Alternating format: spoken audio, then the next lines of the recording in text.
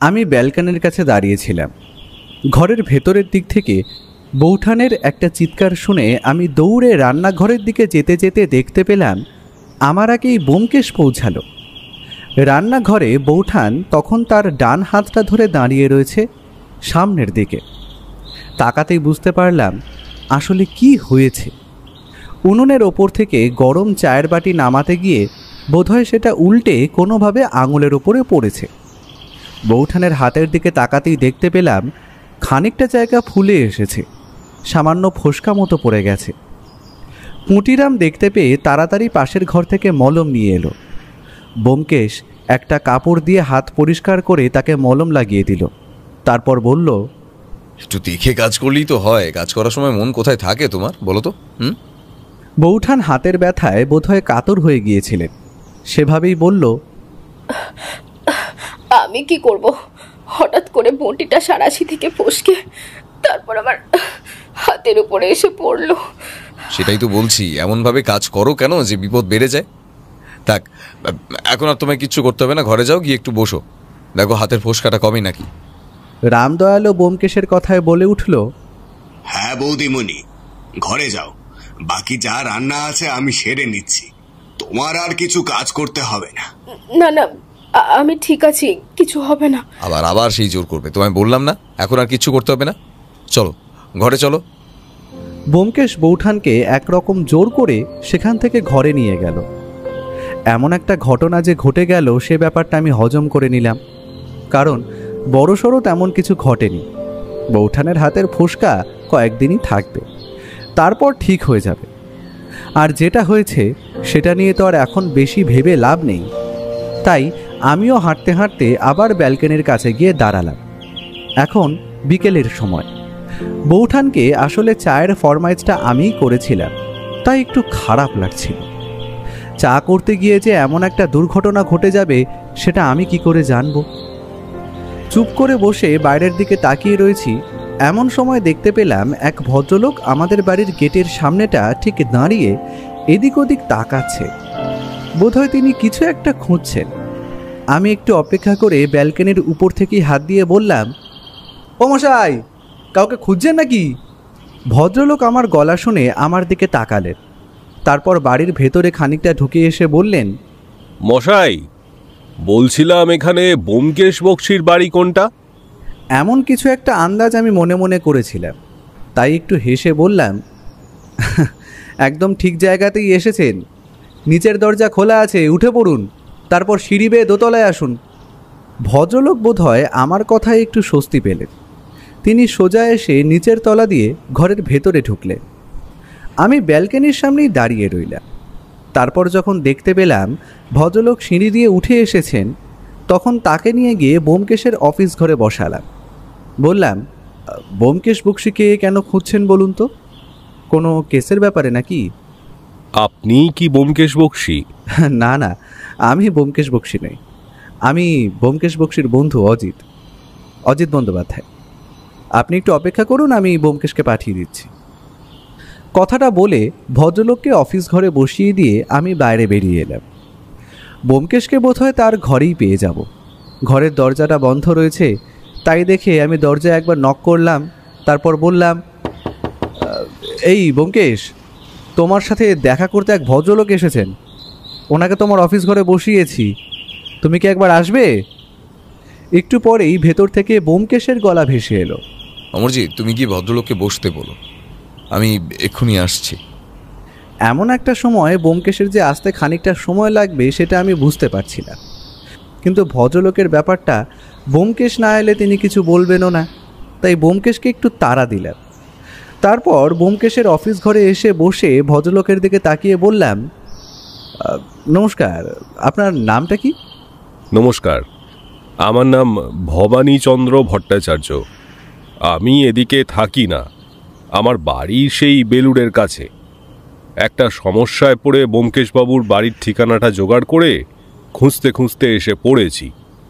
আসলে ঠিক বাড়িতে এসেছি কিনা সেটা বুঝতে পারছিলাম না, তাই আপনাকে জিজ্ঞাসা করলাম।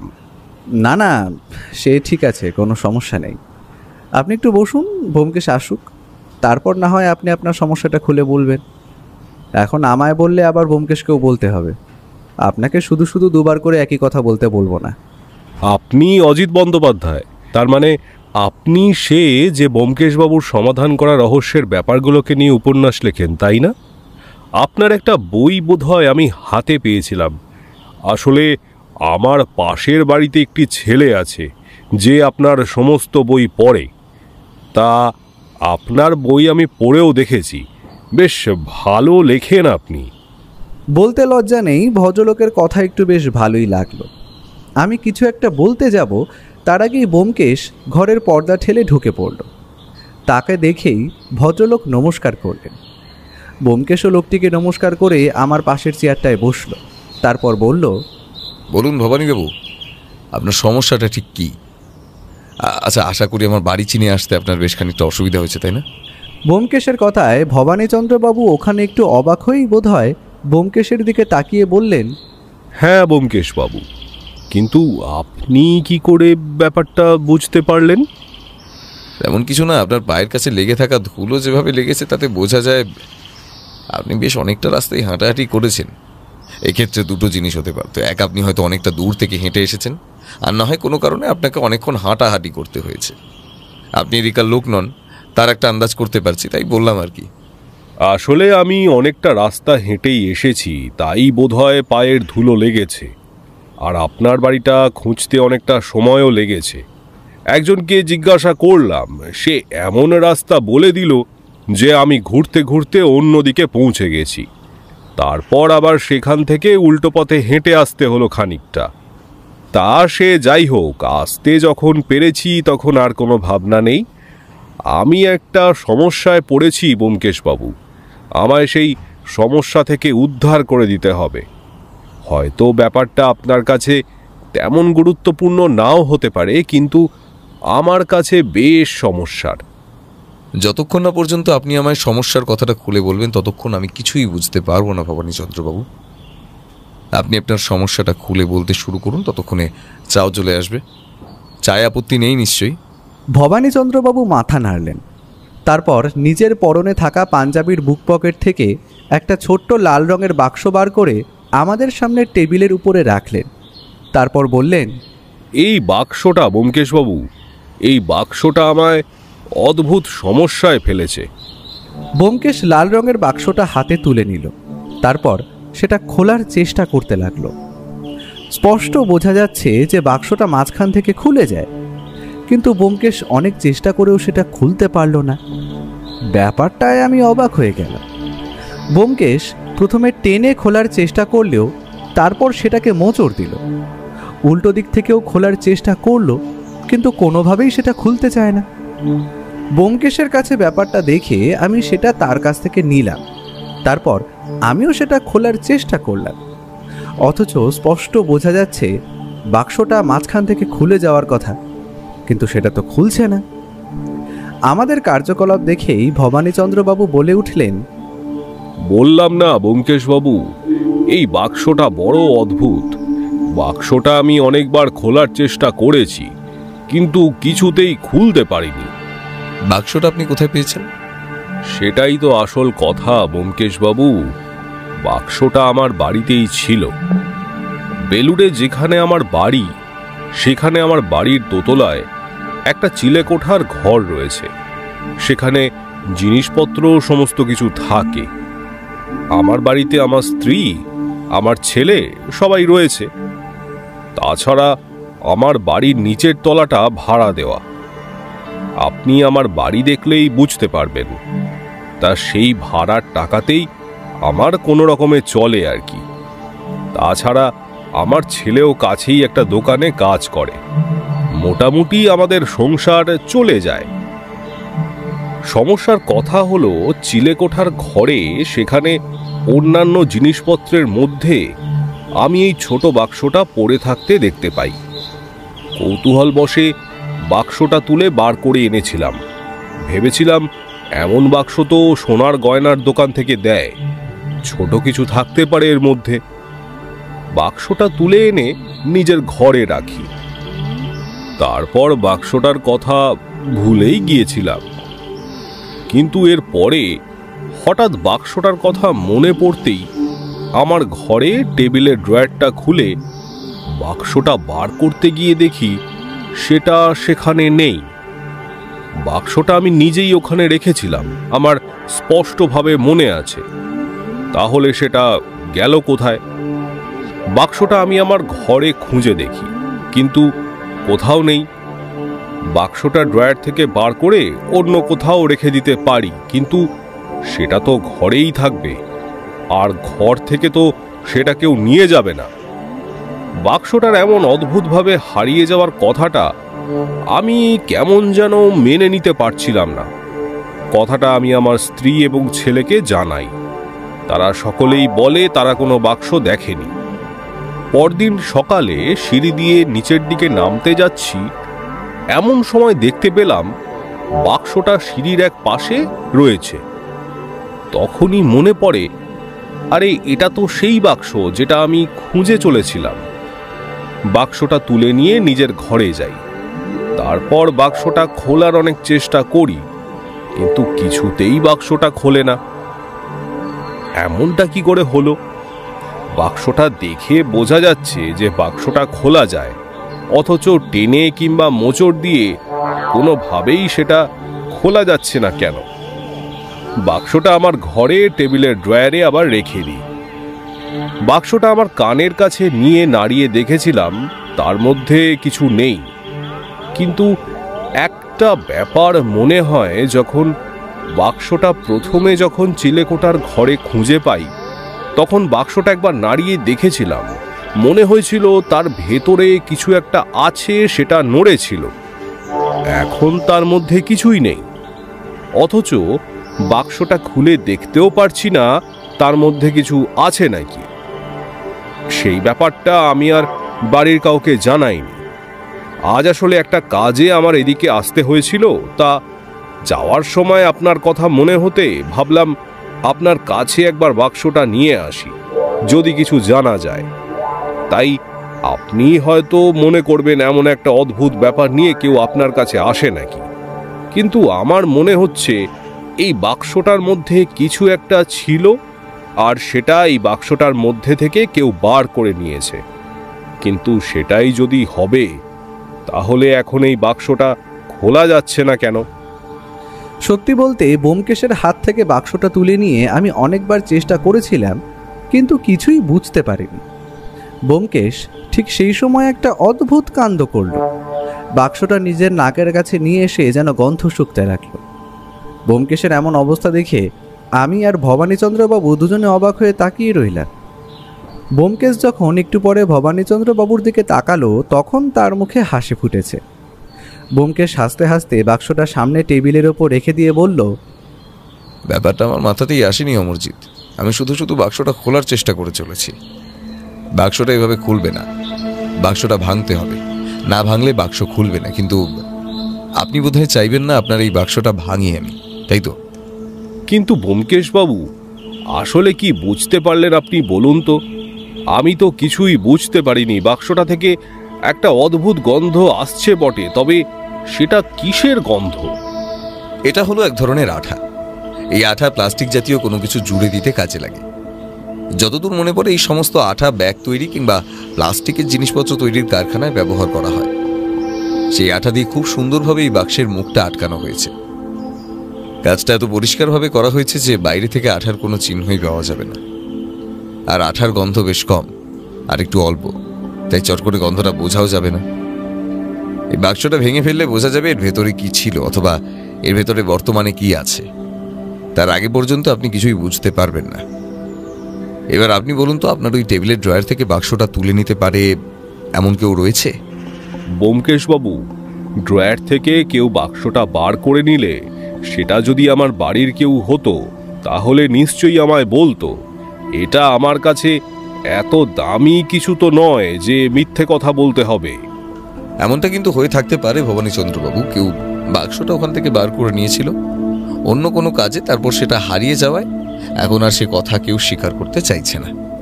তারা মনে করছে বাক্সটা আপনার খুব কাজে, তাই ওটা হারিয়ে ফেলেছে শুনলে আপনি একটু রাগারাগি করবেন। সেটা হলেও হতে পারে, আমি ঠিক সেটা বলতে পারছি না। কিন্তু এই বাক্সটা আমার ওই টেবিলের ড্রয়ার থেকে ওভাবে সিঁড়ির কাছে চলে এলো কি করে? আমার স্পষ্ট মনে আছে, যেদিন বাক্সটা খুঁজে পাচ্ছিলাম না সেদিন আমি সিঁড়ি দিয়ে অনেকবার ওঠানামা করেছি, এমনকি আমার স্ত্রী কিংবা ছেলেও করেছে। তারা তো বাক্সটা দেখতে পায়নি। তাহলে পরদিন সকালে বাক্সটা ওখানে এলো কি করে?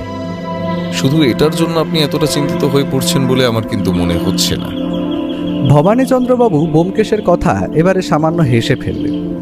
তার হাসিটা এমন যেন তার কোনো একটা ছল ব্যোমকেশের কাছে ধরা পড়ে গেছে। সেভাবেই হাসতে হাসতে তিনি বললেন, আপনার কাছে লুকিয়ে যাবার মতো সাধ্য কি আমার আছে ব্যোমকেশবাবু? আপনি ঠিক বুঝতে পেরেছেন, আসলে ব্যাপারটা তেমন কিছু নয়। আমার মা যখন মারা যান তখন মায়ের দুটো সোনার কানের দুল মা কোথাও একটা রেখেছিলেন, আর এমনই কোনো একটা বাক্সের মধ্যেই সেটা রেখেছিলেন। তবে কানের দুলটা খুব বেশি বড় নয়, ছোট্ট কানের যেমন হয় আর কি তেমনই। মায়ের মৃত্যুর পর আমি ভুলেই গেছিলাম। সেদিন যখন বাক্সটা খুঁজে পাই আর সেটা কানের কাছে এনে সামান্য ঝাঁকাই, একটা শব্দ শুনতে পাই। তখন আমার কিছু মনে হয়নি। রেখে দেওয়ার পরে বিকেলের দিকে হঠাৎ করে মায়ের সেই সোনার কানের দুলের কথাটা আমার মনে পড়ে, আর তখনই আমি বাক্সটা খুঁজতে শুরু করি। কেন জানি না মনে হচ্ছিল কানের দুলগুলো ওর মধ্যে থাকলেও তো থাকতে পারে। তখনই আমি ওই বাক্সটা খুঁজতে শুরু করি। দুটো সোনার কানের দুলের দাম তো ব্যোমকেশবাবু নেহাত কম হবে না? ব্যোমকেশও হেসে উঠে বলল, এটাই হলো আসল কথা। তা ভবানীচন্দ্রবাবু, এই বাক্সটার মধ্যে এখন যে কিছু নেই সে কথা আমি আপনাকে বলে দিতে পারি। তার জন্য বাক্সটা খোলার প্রয়োজন নেই। তবে কাগজপত্র জাতীয় যদি কোনো কিছু থাকে তাহলে আর তার কোনো শব্দ হবে না। আর বাক্সটা আপনার বাড়ি থেকে অদ্ভুতভাবে হারিয়ে যাওয়া, তারপর আবার সিঁড়ির কাছে ওটা ফিরে পাওয়ার মধ্যে কোনো একটা রহস্য থাকলেও থাকতে পারে।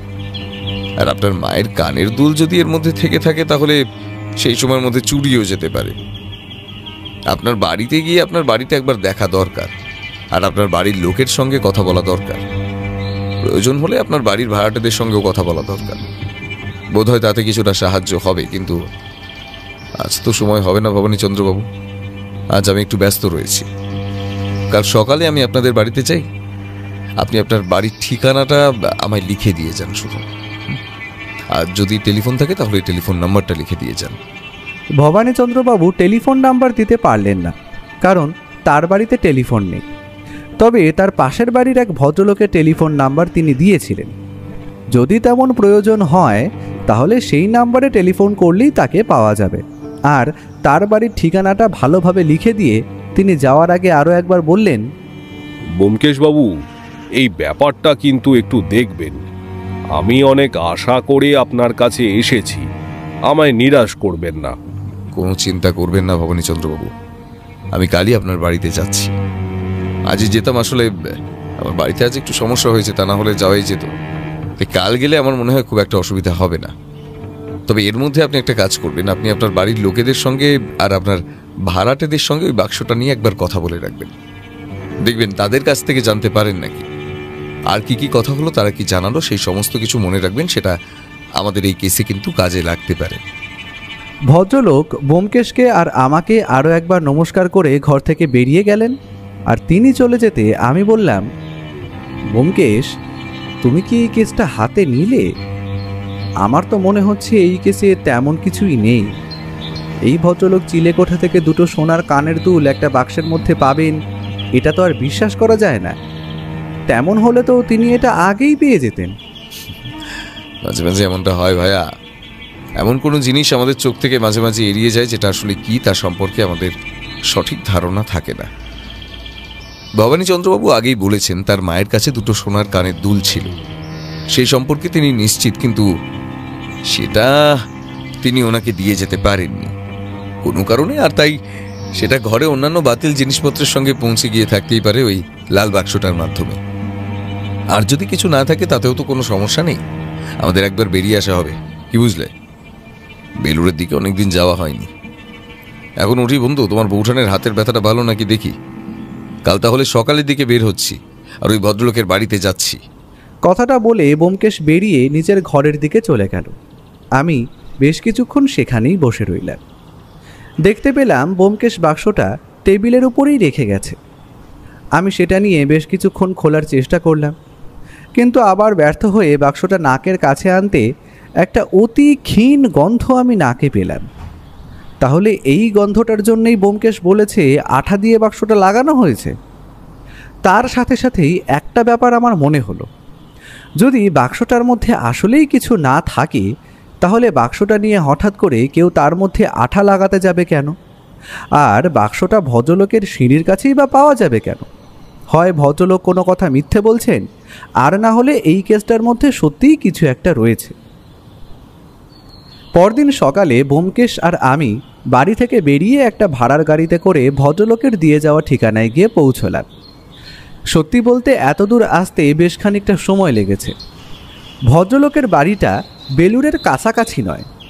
আমাদের গাড়ির গিয়ে যখন পৌঁছলো, ভদ্রলোকের দোতলা বাড়িটা খুঁজে পেতে ওখানে অনেকটা সময় নষ্ট হয়ে গেল। তারপর যখন বাড়ির ছোট গেটটা খুলে আমরা ঢুকছি, তখন ভদ্রলোক ছাদে ছিলেন। আমাদের দেখতে পেয়ে একবার হাত তুললেন, তারপর সিঁড়ি বেয়ে নেমে এলেন তিনি। বেশ হাসি মুখে তিনি বললেন, এই তো ব্যোমকেশ বাবু এসে গেছেন। আমি ভেবেছিলাম আপনি আর আজকে আসবেন না। তা আসতে কোনো অসুবিধা হয়নি তো? আমরা যে ভাড়ার গাড়িতে এসেছিলাম তাকেই অপেক্ষা করতে বলা হলো, কারণ এখান থেকে যাওয়ার জন্য আবার ভাড়ার গাড়ি পাবো কি না তার তো ঠিক নেই। ভদ্রলোকের সাথে আমরা সিঁড়ি দিয়ে দোতলায় উঠে গেলাম। আসলে দোতলা বাড়ির এক পাশ থেকে একটা সিঁড়ি ওপরে উঠে গেছে। নিচের একতলা বোধহয় ভবানীচন্দ্রবাবু ভাড়া দিয়েছেন, উপরতলায় তারা নিজেরা থাকেন। উপরতলায় মোট 3টি ঘর, নিচের তলাতেও তাই। দুতলাতেই একটা চিলে কোঠার ঘরও রয়েছে। এ সমস্ত আমরা পরে দেখেছিলাম। তখন উঠে ভবানীচন্দ্রবাবুর ঘরে গিয়ে বসতে তিনি বোধহয় চায়ের জন্য বলতে গেলেন। একটু পরে এসে আমাদের সামনে বসে হাসি মুখে বললেন, কিছু বুঝতে পারলেন? বাক্সটা তো আপনার কাছে রেখে এসেছিলাম, ওই কারণে যদি আপনি কিছু বুঝতে পারেন। বাক্সটা থেকে বোঝার মতন তেমন কিছুই নেই। বক্সের মধ্যে যদি কিছু থেকে থাকে তাহলে সেটা কেউ বার করে নিয়েছে আর বাক্সটাকে ওভাবে আটকে দিয়েছে। এবার আসল প্রশ্নটা হলো কাজটা কে করেছে, আর আপনার ঘর থেকে বাক্সটা ওখানে গেল কি করে? দেখুন কি করতে পারেন, আমি তো আর কিছুই বুঝতে পারছি না। ব্যোমকেশ ভবানীবাবুর কথা শুনল। এর মধ্যে চা চলে এলো। এক ভদ্র মহিলা আমাদের জন্য চা নিয়ে এসেছে। ভবানীচন্দ্র পরিচয় করিয়ে দিলেন, ইনি আমার স্ত্রী মল্লিকা। ছেলের কথা তো আগেই বলেছিলাম যে সে ব্যবসার কাজে একটু বাইরে রয়েছে, তা ফিরতে ফিরতে সন্ধ্যা হয়ে যাবে। আপনি ওই ছোট্ট লাল রঙের বাক্সটা ভবানীচন্দ্রবাবুর ঘরের আগে দেখেছিলেন? না, আমার তো সেটা মনে পড়ে না। বাক্সটা সিঁড়ির কাছ পর্যন্ত গেল কি করে সে ব্যাপারে আপনি কিছু জানেন না তাহলে? মল্লিকা দেবী মাথা নাড়ালেন। ব্যোমকেশ বলল, আচ্ছা, আপনাদের নিচের তলায় যে ভাড়াটেরা রয়েছে তাদের মধ্যে কাউকে আপনার সন্দেহ হয় না? তারা যদি এই কাজটা করে থাকে আর কি। কিন্তু তাদের তো কেউ আমাদের ঘরে আসে না। হ্যাঁ, ওই নিচের তলায় ভাড়াটে বাচ্চা ছেলেটাকে মাঝে মাঝে উপরে নিয়ে আসা হয়। একদম ছোট্ট ছেলে, বুঝলেন। ও মাঝে মাঝে আমাদের ঘরে এসে খেলা করে। আসলে আমার তো বেশিরভাগ সময়টাই একা কাটে। ছেলেরা বাইরে বেরিয়ে যায়, উনিও কোনো কাজে এদিক ওদিক বাইরে বেরিয়ে পড়েন। আমি তো একাই থাকি, তাই ছেলেটাকে নিয়ে আসি, তারপর ওকে আমি নিজেই দিয়ে আসি। কিন্তু ওরা তো উপরে চট করে আসে না। ব্যোমকেশ চুপ করে কিছু একটা ভাবল, তারপর বলল, আচ্ছা, যেদিন বাক্সটা হারায় সেদিন তো ভবানীচন্দ্রবাবু বাড়িতেই ছিলেন। সেদিন কি ওই নিচের ঘর থেকে ভাড়াটেদের বাচ্চা ছেলেটাকে আপনি নিয়ে এসেছিলেন? ছেলেটার মায়ের সাথে সিঁড়ির কাছে দাঁড়িয়ে আমি কথা বলছিলাম, তারপর ছেলেটাকে আমার কোলে দিল। কিন্তু সিঁড়ির কাছে দাঁড়িয়েই তারপর আমি তাকে নিয়ে উপরে চলে আসি, আর ছেলেটির মাও নিজের ঘরে চলে যায়। ছেলেটাকে নিয়ে আপনি আর ঠিক কোন ঘরে গিয়েছিলেন? আমাদের ঘরে, ওই জানলার কাছে ওকে দাঁড় করিয়ে রাখি, বিছানাটার কাছেই দাঁড় করিয়ে রাখি। বড্ড শান্ত ছেলে, হাতে কিছু একটা দিলেও চুপ করে বসে থাকে। তারপর আমি একটু পরে ওকে দিয়েও আসি। ওই ঘরে, মানে যেই ঘরের ড্রয়ারে বাক্সটা ভবানী চন্দ্রবাবু রেখেছিলেন, সেই ঘরে কি আপনি ছেলেটাকে নিয়ে গেছিলেন, মনে পড়ে? এবার মল্লিকার দেবীর দিকে আমি আর ব্যোমকেশ, এমনকি ভবানীচন্দ্র বাবু পর্যন্ত সোজা তাকালেন, কিন্তু তিনি হয়তো স্পষ্টভাবে মনে করে বলতে পারছেন না আসলে এই কাজটা হয়তো তিনি প্রতিদিনই করে থাকেন, তাই সেদিন তিনি ওই ঘরে গিয়েছিলেন নাকি সে কথাটা বলা সত্যিই শক্ত। তিনি স্পষ্টভাবে কিছু মনে করে বলতে পারলেন না। আচ্ছা, আপনাকে মনে করতে হবে না, আপনি শুধু এটা বলুন, সেদিন বাচ্চাটাকে আপনি যখন ফেরত দিয়েছিলেন তখন কোথায় দাঁড়িয়ে ফেরত দিয়েছিলেন? সিঁড়ির কাছে নিশ্চয়ই। হ্যাঁ ব্যোমকেশ বাবু। এবার আমায় বলুন, তখন তার হাতে কি ছিল? কিছুই তো ছিল না তখন তার হাতে। মল্লিকা দেবীর কথা শুনেই বোঝা যাচ্ছিল তিনি আসলে যা বলছেন সে সম্পর্কে তিনি নিজেও নিশ্চিত নয়। তার মধ্যে কেমন যেন একটা দনমন ভাব রয়েছে। তিনি একবার ভবানীচন্দ্র বাবুর দিকে, একবার ব্যোমকেশের দিকে তাকিয়েই হঠাৎ করেই ঘর থেকে বেরিয়ে গেলেন। ভবানীচন্দ্রবাবু ব্যাপারটার আকস্মিকতায় একটু থমকে গেলে ব্যোমকেশ নিজে থেকেই বলল, আসলে উনি নিজে হয়তো ব্যাপারটা মনে করতে পারছেন না, তাই এমনটা হচ্ছে। তাতে কোনো অসুবিধা নেই ভবানীচন্দ্রবাবু, তবে আপনাদের ভাড়াটিয়াদের সঙ্গে একবার কথা বলতে হবে। সে আপনি বলতেই পারেন ব্যোমকেশবাবু, তবে বাড়িতে এখন সবাইকে পাবেন না। তাদের বাড়ির কর্তা এখন বাড়িতে নেই, স্ত্রীলোক আছে। আপনি কার সাথে কথা বলতে চাইছেন? দেখুন, এই বাড়িতে আপনারা ছাড়া একমাত্র ওনারাই আছেন। এই ওনাদের সঙ্গে একবার কথা বলে দেখাই যাক না, যদি কিছু জানেন। ব্যোমকেশবাবু, তাহলে আমার স্ত্রীর সাথে আপনি যান। ওই স্ত্রীলোক বাইরে খুব বেশি আসেন না প্রয়োজন ছাড়া। ব্যোমকেশ আমায় সেখানেই থাকতে বলে মল্লিকা দেবীর সাথে বাড়ির নিচে চলে গেল। বেশিরভাগ মহিলাদের সবার কাছ থেকে নিজেকে আড়াল করে রাখার একটা প্রবণতা থাকে, তা আমি জানি, তাই ব্যাপারটা নিয়ে তেমন একটা আশ্চর্য হলাম না। কিন্তু ব্যোমকেশ ভদ্রমহিলার সাথে কথা বলার ব্যাপারে এত উৎসাহী হয়ে পড়ল কেন সেটাই বুঝতে পারছিলাম না। সে যাই হোক, আমি আর ভবানীচন্দ্রবাবু তখন সেই ঘর থেকে বেরিয়ে উপরে ছাদে গিয়ে দাঁড়ালাম। ছাদের চারপাশে সামান্য উঁচু রেলিং রয়েছে, তা দিয়ে এদিক ওদিক সবটাই দেখা যায়। ভদ্রলোক ছাদের চারপাশে ঘুরতে ঘুরতে হঠাৎ বললেন, অজিতবাবু, আমার কিন্তু একটা সন্দেহ হয়, সেটা ব্যোমকেশবাবুকে এখনো বলিনি, আর ব্যোমকেশবাবু কিভাবে নেবেন তাই আপনাকে কথাটা বলি। ওই লাল রঙের বাক্সটা সিঁড়ির কাছে পাওয়ার পরে আমার কেমন যেন মনে হয়েছিল ওই বাক্সটা নিচের ঘরের কেউ নিয়ে গেছে, কিন্তু ওরা আমাদের ঘরে কিন্তু আসে না। তাই ওই ড্রয়ার থেকে তারা ওটা নিল কি করে সেটাই আমি বুঝতে পারছি না। ব্যোমকেশ এলে ব্যোমকেশকে কথাটা জানাবেন।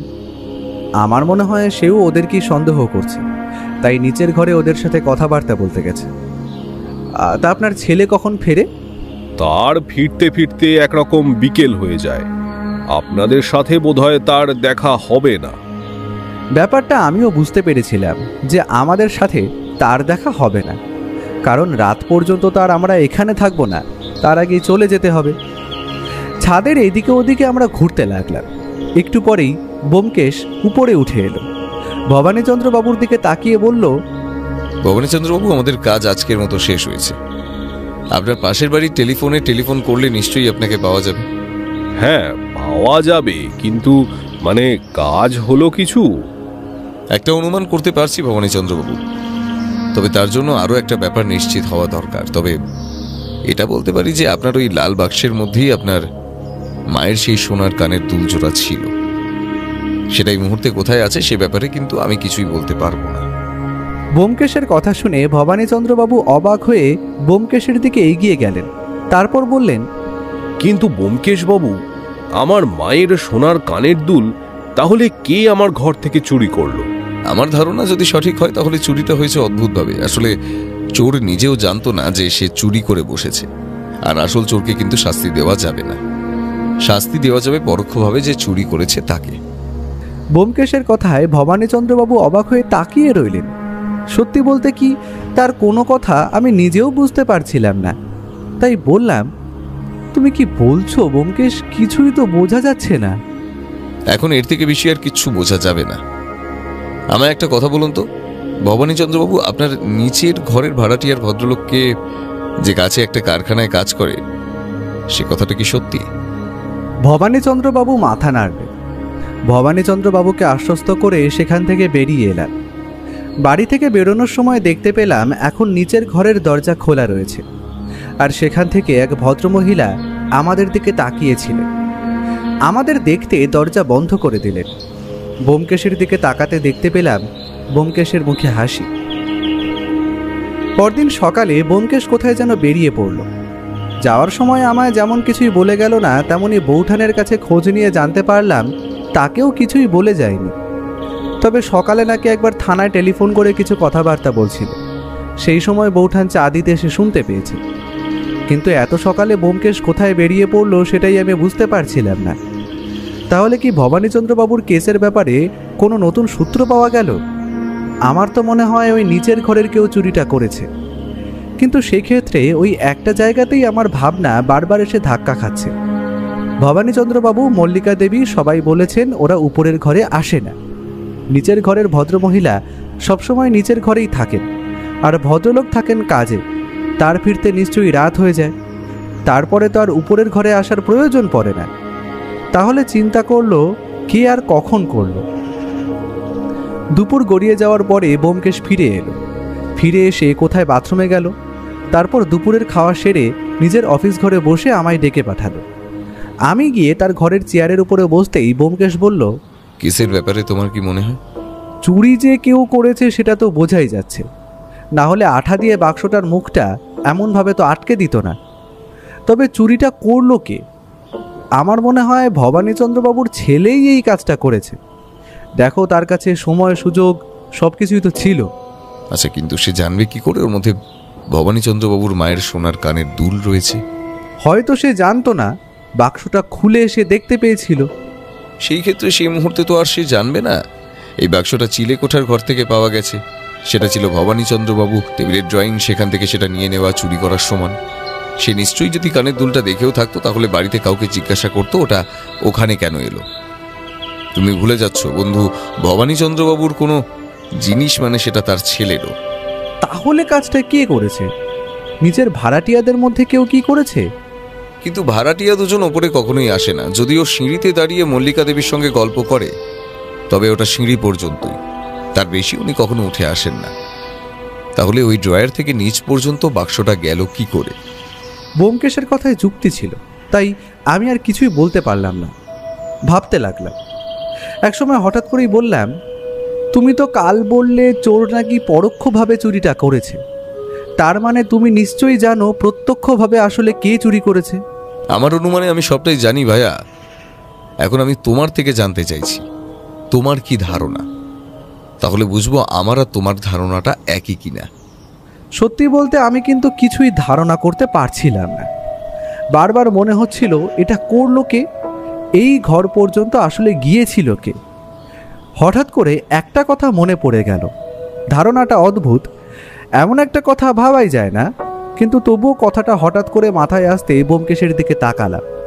ব্যোমকেশ বোধহয় বুঝতে পেরেছিল আমার মাথায় কি এসেছে, তাই দেখতে পেলাম তার মুখে একটা অদ্ভুত হাসি। সে আমায় কিছু বলার সুযোগ না দিয়ে বলল, ঠিকই আন্দাজ করেছ অমরজিৎ, আমারও মনে হচ্ছে ব্যাপারটা এমনটাই হয়েছে। কিন্তু ওই বাক্সটা আবার ওই সিঁড়ির কাছে রেখে দেওয়ার কারণটা কি? এখানে একটা সূক্ষ্ম ব্যাপার রয়েছে, সেটার এখন বলতে চাইছি না। আমি আগে অপরাধীকে ধরি, তারপর না হয় সবটা খুলে বলবো। এখন আমায় কয়েকটা টেলিফোন করতে হবে। আমি জানতে চাচ্ছিলাম আমার ধারণাটাও তোমার মনে হচ্ছে নাকি। এবার এই পথেই তদন্ত করা যাক। ব্যোমকেশ উঠে গিয়ে টেলিফোনে থানার সাথে কিছুক্ষণ কথা বলল। সে যে একটা পরিকল্পনা করে ফেলেছে সেটা বুঝতে পারছিলাম, আর সেই পরিকল্পনা মতো কাজ করলে অপরাধীকে তাড়াতাড়ি ধরা যাবে সেটাও বোঝা যাচ্ছে। তবে ব্যোমকেশের মাথায় এই কথাটা হঠাৎ করে এলো কী করে সেটাই আমি ভাবছিলাম। কেসটার প্রায় সমাধান হয়ে এসেছিল, এখন শুধু অপরাধীকে ধরাটাই বাকি। অপরাধী ধরা পড়ল বটে, তবে তার আগে খুঁজে পাওয়া গেল সেই সোনার কানের দুল। পুলিশের অনুমান এবং তল্লাশিতে পাওয়া গেল সেই কানের দুল এক সোনার দোকান থেকে। আর সেই সোনার দোকানদার পুলিশের সামনে স্বীকার করে নিল যে তার কাছে কে ওই সোনার কানের দুল বিক্রি করতে এসেছিল। সত্যি বলতে চুরির একটা প্রমাণ পাওয়া গেল। আসলে ব্যোমকেশ আগে প্রমাণ খোঁজার চেষ্টা করছিল, কারণ এটা এমন জটিল যে এখানে প্রমাণ খুঁজে পাওয়া যাবে না, সবটাই অনুমান। তাই প্রমাণ খুঁজে পাওয়ার পর আমাদের আর অসুবিধে হলো না। সেদিন আমরা গিয়ে পৌঁছলাম ভবানীচন্দ্রবাবুর বাড়িতে। নিচের ঘরের ভাড়াটিয়া লোকটি কোনো কারণে সেদিন বাড়িতেই ছিল। আমাদের ভবানীচন্দ্রবাবুর ঘরেই বসতে দেওয়া হলো। ব্যোমকেশ ইচ্ছে করেই সেই ঘরে বসলো যেই ঘরের সেই টেবিলের ড্রয়ারটা রয়েছে। একটু পরে ব্যোমকেশ পকেট থেকে সোনার জোড়া বার করে ঘরের মাঝখানের একটা চেয়ারের উপরে রাখলে ভবানীচন্দ্রবাবু এবং মল্লিকা দেবী অবাক হয়ে সেটা দেখতে লাগলেন। ভবানীচন্দ্রবাবু বললেন, ব্যোমকেশ বাবু, এটাই তো আমার মায়ের সেই সোনার কানের দুল, কিন্তু এটা আপনি কোথা থেকে পেলেন? যে এটা চুরি করেছিল সে একটা দোকানে বিক্রি করেছিল, সেই সোনার দোকান থেকেই আমরা এই সোনার কানের দুলটা উদ্ধার করেছি। তবে এখানে আমায় পুলিশের সাহায্য নিতে হয়েছে, না হলে উদ্ধার করা যেত না। আমাদের হাতে কোনো প্রমাণ ছিল না, তাই প্রমাণ সংগ্রহের জন্য আমাদের প্রথমেই কানের দুলটা সংগ্রহ করা প্রয়োজন ছিল। এখন অপরাধীকে শাস্তি দেওয়া যেতেই পারে, তবে অপরাধী কিন্তু অনেক কিছুই জানতো না, না জেনে সে কাজটা করেছে। সবটা বলতে সুবিধা হয় যদি আপনি আপনার নিচের ঘর থেকে নিচের ঘরের কর্তা অর্থাৎ জগন্নাথ বাবুকে একবার উপরে ডেকে আনেন। আপনি গিয়ে আমার কথা বললে ভদ্রলোক নিশ্চয়ই আর না করবেন না। ভবানীচন্দ্রবাবু অবাক হলেও নিচের ঘরে গিয়ে জগন্নাথ বাবুকে ডেকে আনলেন। ঘরের মধ্যে একটা চেয়ার খালি ছিল, সেটা জগন্নাথ বাবুকে বসতে বললে জগন্নাথ একটু অবাক হলেও তারপর সে বসে বলল, কি ব্যাপার বলুন তো ব্যোমকেশ বাবু, আপনি আমাকে ডেকে পাঠালেন কেন? আপনি যে কারখানায় কাজ করেন সেখানে যতদূর সম্ভব এক ধরনের ব্যাগ তৈরি হয়, তাই না? প্লাস্টিক আর ভেলভেট জুড়ে নতুন ধরনের ব্যাগপত্র তৈরি হয়, আর সেই ব্যাগের কাজে এক ধরনের আঠা ব্যবহার করা হয়। আশা করি সেই আঠা আপনার কাছেও থাকবে। এই একটা কথায় জগন্নাথবাবুর মুখের সমস্ত বিরক্তি যেন এক নিমেষে উধাও হয়ে গেল। তিনি বললেন, হ্যাঁ থাকবে, কিন্তু কেন বলুন তো? সেই আঠা দিয়ে বাক্সটা তো আপনি ভালোই বন্ধ করেছিলেন, কিন্তু আপনি ভুলে গিয়েছিলেন বাক্সটা মোচড় দিয়ে খোলা যায়। জগন্নাথবাবু যেন কিছু একটা বলতে গিয়েও চুপ করে গেলেন। তারপর বললেন, কোন বাক্সের কথা আপনি বলছেন? আমি তো কিছুই বুঝতে পারছি না ব্যোমকেশ বাবু। যে বাক্সটা সেদিন হয়তো আপনার ছেলে খেলতে খেলতে নিয়ে ঘরে চলে গিয়েছিল, তখনই আপনি সেটা ফেরত দেওয়ার কথা ভাবেন। তবে তার আগে সেটা খুলে ফেলেন আর দেখতে পান ওর মধ্যে সোনার দুল রয়েছে। তখনই আপনি সেটা চুরি করার সিদ্ধান্ত নেন, তাই না? এসব কি বলছেন ব্যোমকেশ বাবু? আমি তো কিছুই বুঝতে পারছি না। আর আমি কানের দুল চুরি করব কেন? কারণ ঠিক তার পরদিন সকালে আপনি আপনার কারখানার কাছেই একটা সোনার দোকানে বিক্রি করেছেন সেই কানের দুল। এই যে আমার কাছে রয়েছে, এই দেখুন। এবার কিন্তু কানের দুলটা দেখে জগন্নাথবাবু একদম চুপ করে গেলেন। ব্যোমকেশ দেখে বলল, আশা করি এবার আপনার কাছে আর বলার মতো কিছু নেই। এবার সত্যি সত্যি স্বীকার করুন তো জগন্নাথবাবু। তবে আমি জানি আপনি জানতেন না ওই সোনার দুল আসলে ভবানীচন্দ্রবাবুর বাড়ির কারো, তাই তো? জগন্নাথবাবু মাথা নিচু করেই মাথা নাড়িয়ে সম্মতি জানালেন। ব্যোমকেশ এবার বলল, আচ্ছা, এবার ঘটনাটা আসলে কি হয়েছিল সেটা আমি বলি। তারপর যদি আপনাদের মনে হয় আমি ভুল বলছি তাহলে আমায় শুধরে দেবেন। জগন্নাথবাবু কিংবা তার স্ত্রী তারা কখনোই উপরে আসতেন না, তাই তাদের পক্ষে ওই ড্রয়ার থেকে লাল রঙের বাক্স তুলে নেওয়াটা কখনোই সম্ভব নয়। কিন্তু নিচের তলা থেকে উপরের তলায় কিন্তু একজন আসত, জগন্নাথবাবুর ছেলে। সে অনেকটা ছোট, তাকে কোলে করে নিয়ে মল্লিকা দেবী উপরের ঘরে আসতেন। কোনোভাবে সেদিন তাকে নিয়ে ওই ঘরে ঢুকেছিলেন, যে ঘরের টেবিলের উপর বাক্সটা রাখা ছিল। বোধহয় মল্লিকা দেবী ব্যাপারটা কোনো কারণে খেয়াল করেননি। পরে যখন মল্লিকা দেবী ছেলেটিকে ফিরিয়ে দেয় তখন তার হাতেই বাক্সটা থেকে যায়। আমার মনে হয় মল্লিকা দেবী হয়তো খেয়াল করেননি, নয়তো কোনো কারণে ভুল কথা বলেছেন। তিনি হয়তো ভেবেছেন যদি লাল রঙের বাক্সটা ওই বাচ্চাটার হাতে দেওয়ার কথা তিনি বলেন তাহলে তাতে হয়তো সমস্যা বাড়তে পারে, তাই তিনি বলেছেন এ ব্যাপারে তিনি কিছুই জানেন না। লাল রঙের বাক্সটা জগন্নাথবাবুর নজরে আসে। তিনি ওটা হাতে নিয়ে খুলে দেখতে পান সোনার দুল রয়েছে। অথচ সেটা যে কোথা থেকে এলো সেটা জগন্নাথবাবু কিংবা তার স্ত্রী কেউ জানতেন না। সে ব্যাপারে কোনো খোঁজ খবর নেওয়ার আগেই জগন্নাথবাবু স্থির করে ফেললেন দুলটা বিক্রি করে দেবেন। সেই মতো পরদিন সকালে সেটা বিক্রিও করে দেন, কিন্তু এবার সমস্যা হয় বাক্সটা নিয়ে। আসলে লাল রঙের জিনিস বাচ্চাদের খুব আকর্ষণ করে, তাই বাক্সটা নিয়ে বারবার খেলতে শুরু করে বাচ্চা ছেলেটি। বাক্সটা বারবার খোলা বন্ধ হওয়ার সময় তার আঙুলে চাপ লাগতেই পারে, তাই ভেবে আঠা দিয়ে বাক্সটার মুখটা সুন্দরভাবে বন্ধ করে দেন জগন্নাথবাবু। আর তারপর সেই বাক্সটাই খেলতে খেলতে কোনোভাবে পরদিন সকালে এসে পৌঁছয় সিঁড়ির কাছে। এদিকে জগন্নাথবাবু এসব কিছুই জানতেন না। তিনি মনের আনন্দে ওই দুলগুলো বিক্রি করে দিয়েছিলেন। ভবানীচন্দ্রবাবু তার বাক্স ফেরত পান, কিন্তু বাক্সটা কিছুতেই খুলতে পারেন না। আর যতই খুলতে পারেন না, ততই তার মনে তার মায়ের রেখে যাওয়া সেই সোনার দুলের কথাগুলো মনে পড়ে। তাই তিনি আমার কাছে এসে পৌঁছন। আমি প্রথমে ভেবেছিলাম কেসটা নেহাত কোনো সাধারণ ব্যাপার, কিন্তু পরে ওই বাক্সটার আঠা দিয়ে বন্ধ করে দেওয়ার ব্যাপারটাই আমায় কেমন অদ্ভুতভাবে এই কেসটায় টানে। আর এখন তো সমস্তটুকুই পরিষ্কার হয়ে গেল। তবে ভবানীচন্দ্রবাবু, এখানে আমি একটা কথা বলতে পারি, জগন্নাথবাবু যা করেছেন তা সমস্ত কিছুই অজান্তে করেছেন। তিনি যদি একবারও জানতেন ওটা আপনার সম্পত্তি, তাহলে হয়তো সেটা নিয়ে কিছুই করতেন না। আসলে জগন্নাথবাবু কিংবা তার স্ত্রী এই দুজনের কেউই এই বাক্সটা কোথা থেকে এসেছে সেটা জানতো না। পরে যখন আমি কেসটা তদন্ত করতে আসি এবং বাক্সের ব্যাপারে জগন্নাথ ঘোষের সঙ্গে কথা বলি, তখনই বোধহয় তিনি কিছু একটা আন্দাজ করতে পেরেছিলেন।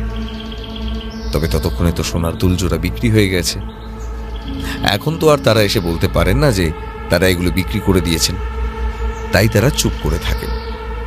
ব্যোমকেশ কথা বলা শেষ করে জগন্নাথবাবুর দিকে তাকিয়ে বলল, পরের বার থেকে দামি কোনো জিনিস পেলে এইভাবে বিক্রি করে দেবেন না জগন্নাথ দেব।